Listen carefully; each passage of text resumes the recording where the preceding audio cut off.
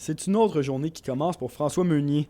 Pour lui, la retraite est loin d'être une partie de plaisir. Après avoir travaillé 30 ans chez Nortel Télécom, M. Meunier a tiré un trait sur sa carrière en 2002. Depuis, c'est une avalanche de mauvaises nouvelles. Le titre de Nortel a chuté de façon radicale.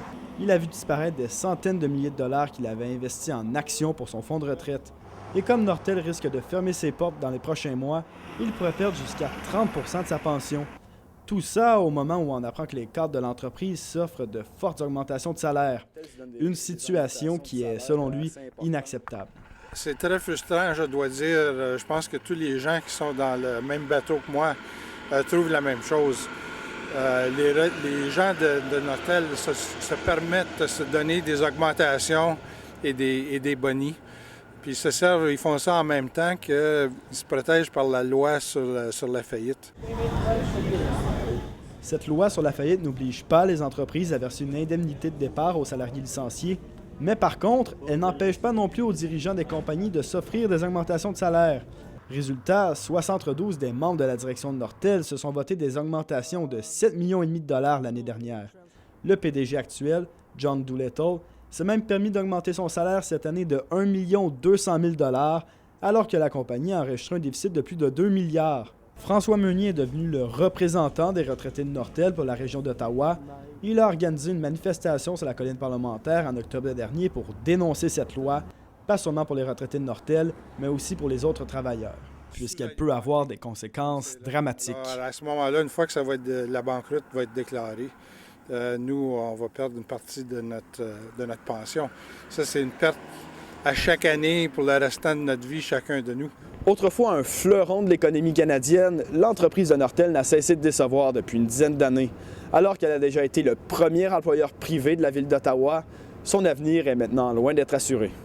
Depuis son sommet historique de 124 $, l'action de Nortel a perdu plus de 99% de sa valeur et l'entreprise compte maintenant à peine 30 000 employés. Et dire qu'à une certaine époque, Nortel représentait le tiers de l'indice TSE et employait 95 000 personnes. Steven Saint-Pierre a eu plus de chance que plusieurs autres employés. La branche de Nortel où il travaillait a été vendue à une autre compagnie au début des années 2000. Lorsque tu regardes aujourd'hui ce qui est arrivé, bien, on est content parce que moi, lorsque ma division a été vendue, bien, j'ai tout gardé mes années de service. Okay.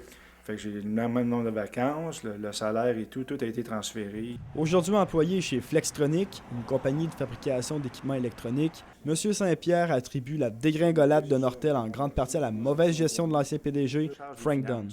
Fait que lorsqu'il a été nommé en charge de toute la compagnie de Nortel, fait que c'est vraiment lui qui a causé tous les problèmes de Nortel. Là. C'est vraiment là que les problèmes ont commencé, parce que c'est lui qui est en charge de la finance, fait que c'est lui qui a commencé à tricher avec des chiffres.